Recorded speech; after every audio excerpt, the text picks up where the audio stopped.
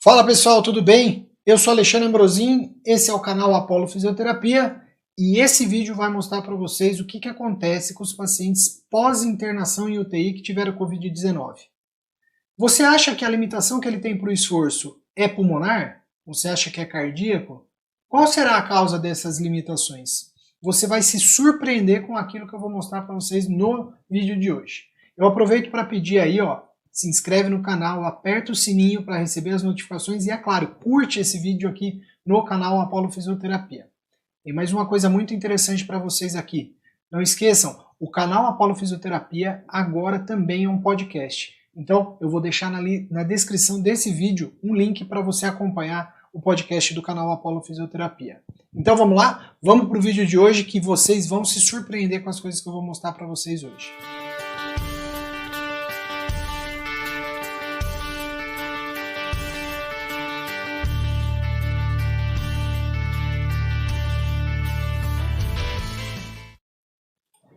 Bom, pessoal, para nós começarmos a falar um pouquinho disso que é o tema do vídeo de hoje, que é o que acontece com o paciente pós-Covid, nós vamos falar um pouquinho sobre teste de esforço, né? O que é o teste de esforço e quais são as características do teste de esforço, especialmente nesses pacientes chamados de pacientes críticos que tiveram Covid-19. Então, eu usei um artigo científico como base para as coisas que eu vou falar aqui, para as informações que eu vou passar para vocês. Esse artigo vai estar aqui na descrição do vídeo. Não esqueçam de acompanhar também o canal do Telegram que nós temos do Apollo Fisioterapia, que lá eu vou disponibilizar esse artigo para vocês, beleza? Bom, então é o seguinte, pessoal, como é que a gente, inicialmente, o que a gente precisa lembrar, né? A gente precisa lembrar que pacientes que ficam internados na UTI, eles têm por característica diminuir a sua capacidade funcional, a sua capacidade cardiorrespiratória, a sua capacidade funcional. Isso pode perdurar, dependendo da patologia, em até de 3 a 6 meses após a internação na UTI. Pacientes com SARA, eles são pacientes que vão apresentar pior ainda prognóstico em relação a esse tempo. O fato é que muitos cuidados têm se mostrado, importantes aí para manter os pacientes com SARA dentro da UTI. Então a sobrevida, então ventilação protetora, pronação, todos os cuidados de enfermagem, cuidados da área médica, cuidados de fisioterapia têm aumentado a sobrevida desses pacientes. E assim, com o aumento da sobrevida, nós tivemos o surgimento, então, de algo chamado aí, de síndrome pós-internação na UTI ou síndrome pós-UTI. Nos pacientes com SARA, como a gente acabou já de dizer, existem relatos de pacientes que após 5 anos de internação, eles podem ainda apresentar algum tipo de disfunção. Portanto, esse tempo que nós vemos aqui em cima, que é considerado um tempo médio aí para pacientes não SARA, ele pode levar, então, até 5 anos, encontrar algum tipo de disfunção no paciente com SARA em até 5 anos. A recuperação desse tipo de paciente é muito mais lento, por conta do próprio tratamento, por conta da doença. E é muito comum a gente escutar e a gente avaliar e conseguir detectar pacientes que têm uma síndrome, um achado aí chamado de fraqueza muscular adquirida na terapia intensiva ou adquirida na UTI. O que se caracteriza, essa fraqueza adquirida na UTI? É a perda da massa muscular, diminuição de massa muscular, diminuição de força, perda de proteína muscular e principalmente esses pacientes, eles podem ter uma alteração na contratilidade muscular, seja por captar a informação de contração ou mesmo seja por o sinal elétrico não está chegando até o músculo, ou seja, excitação e contração nós temos problemas ali. Então o paciente pode ter uma disfunção que é muscular ou uma disfunção que é neurológica, sistema nervoso periférico, ou então neuromuscular.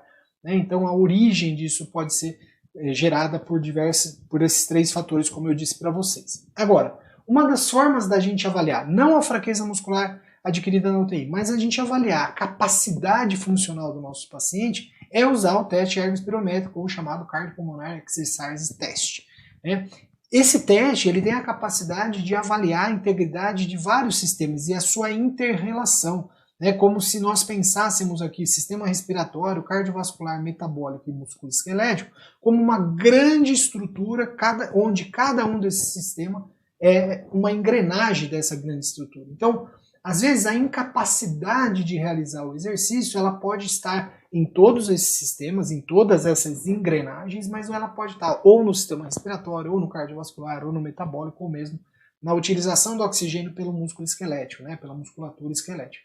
Então, essa engrenagem ela precisa estar muito bem articulada, funcionando muito bem, para que a gente consiga um bom funcionamento, aí uma boa capacidade pulmonar, uma boa capacidade de realizar exercício. O que o teste ergospirométrico nos dá? Né? Então ele nos dá aqui o consumo de oxigênio e produção de CO2, nos dá a ventilação minuto. Normalmente tem-se a medida do MET, que normalmente em repouso ele vai ser em torno de 3,5 ml por quilo minuto. Durante o esforço isso pode chegar de 6 a 7 ml por quilo minuto. Também tem o equivalente de CO2, né, que nada mais é a eficiência do sistema respiratório, ou seja, a ventilação minuto em relação à produção de CO2. Também se obtém a partir do teste ergospirométrico se nós estamos durante o exercício ou em que momento desse teste, né, já que normalmente o teste ergospirométrico é um teste progressivo, em que momento que eu atinjo o meu limiar anaeróbio. Então aqui esse AT representa o limiar anaeróbio. Normalmente ele está em torno de 47% a 64% do pico, ele acontece do pico de VO2, né, do VO2 chamado de VO2 pico. Aqui ainda a gente pode calcular o RER, né, que é a relação entre produção de CO2 e consumo de oxigênio. Né? Essa relação, quando igual a 1, prioritariamente ela consegue me dizer que eu estou consumindo carboidrato para fazer aquela determinada atividade. Quando ela fica lá menor do que 1, ou eu estou consumindo gordura ou proteína, e aí, né, o valor aproximado a gente tem aqui 0,7 eu estou consumindo gordura, 0,8 eu estou consumindo proteína, e ainda ele me dá os valores, né, a avaliação da função cardíaca. Então eu consigo, por meio do teste ergospirométrico, dizer se o paciente tem uma condição cardíaca, né, uma resposta do coração ao esforço correta, né?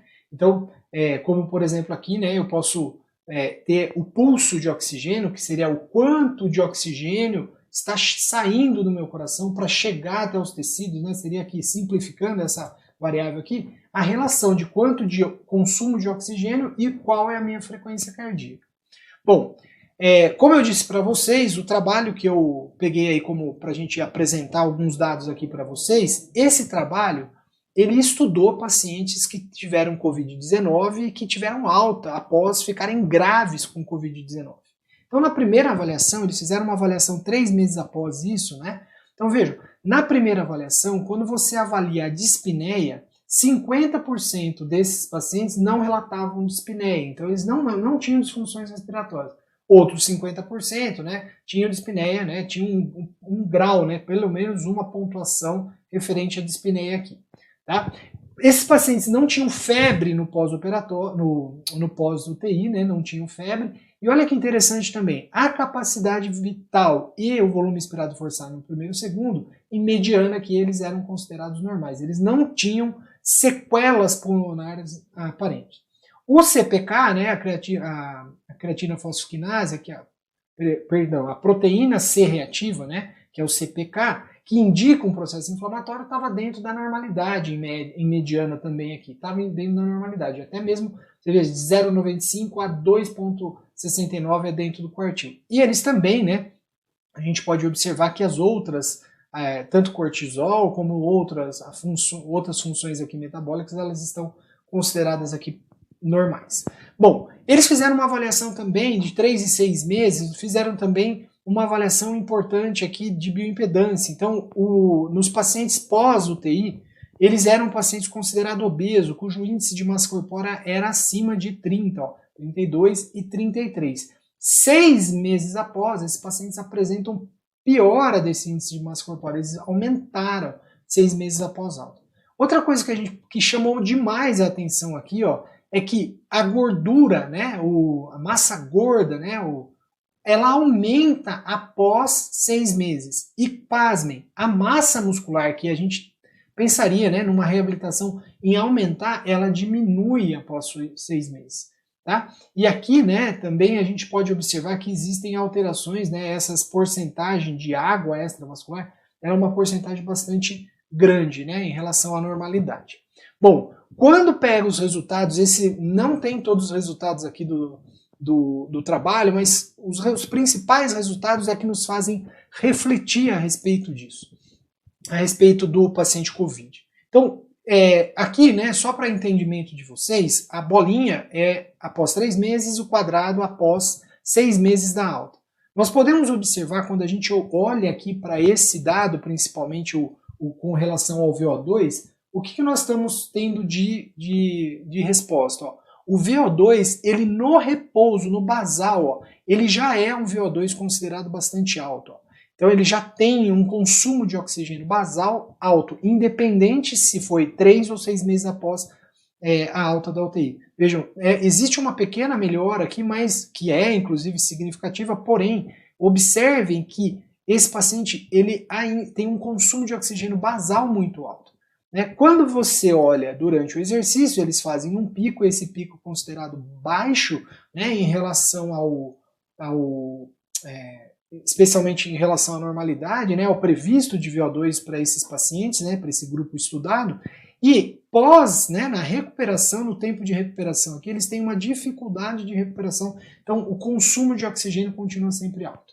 Quando você olha, né, o índice lá, o RER, que é um índice que me diz o que eu estou consumindo de substrato energético, observem que os pacientes aqui, ó, eles têm um consumo, né, eles têm muito próximo aqui o consumo, o que está se consumindo é proteína. Né, ele tem um metabolismo que faz um consumo específico aqui de proteína.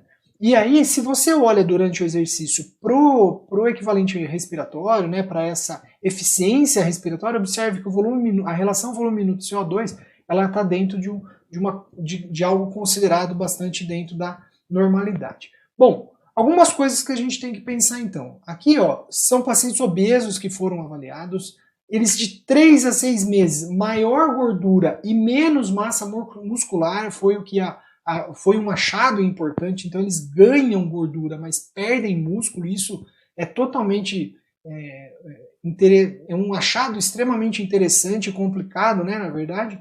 Ele tem, de acordo com o MET e VO2, né, se a gente pegar lá os resultados nos suplementos do artigo, eles têm um consumo, um MET muito alto e um VO2 alto, o que significa num estado hipermetabólico, esses pacientes estão em hipermetabolismo, mesmo no repouso.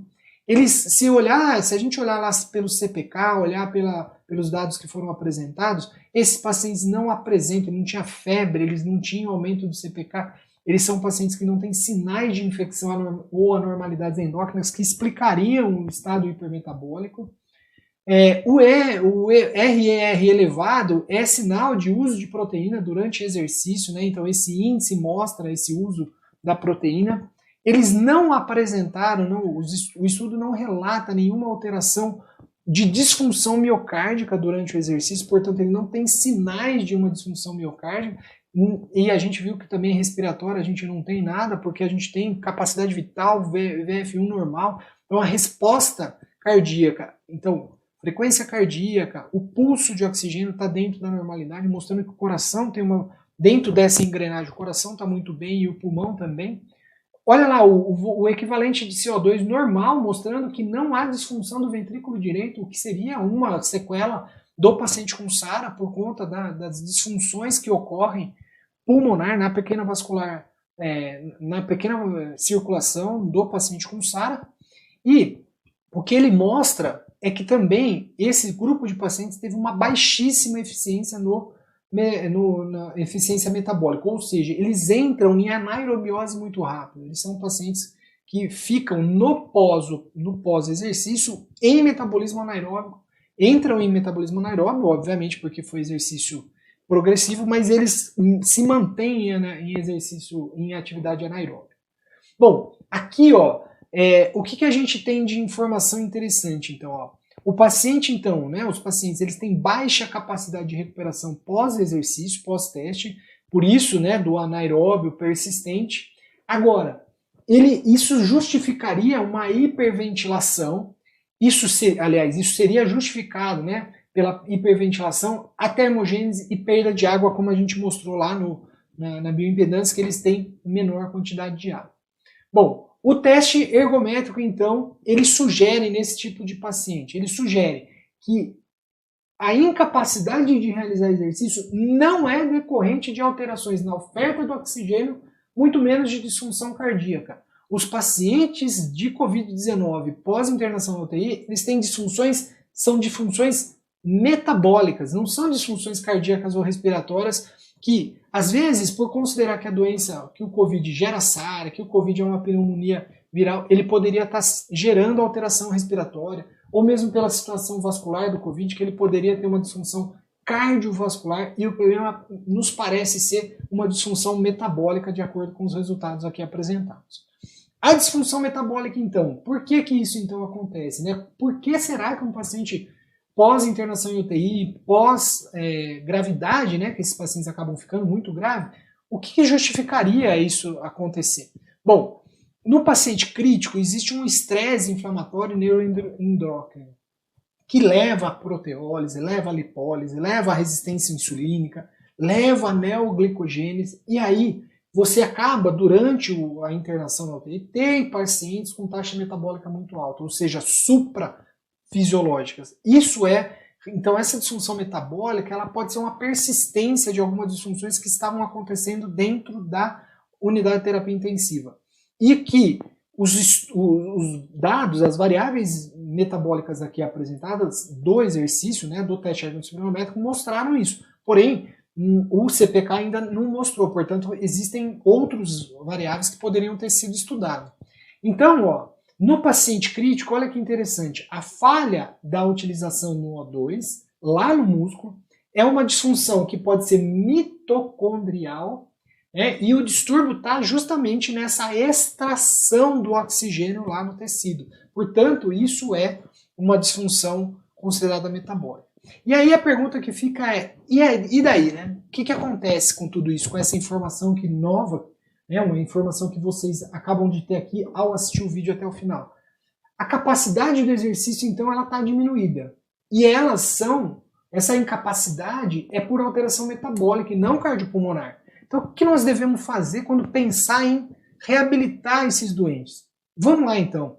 A dica é, então, que para você, antes de iniciar o treinamento físico, o tratamento por meio do exercício físico, você deve tratar as características inflamatórias e de estresse oxidativo e de hipermetabolismo desse paciente. Então, acompanhar esse doente para que você consiga depois ter os efeitos efetivos mesmo da atividade física. Então, se você está aí tratando pacientes pós-Covid, talvez seja importante você considerar que esse paciente ainda pode estar inflamado, ainda pode estar em hipermetabolismo, e a disfunção que ele está apresentando durante o exercício, né, a incapacidade, ela não é decorrente de uma disfunção pulmonar ou cardíaca.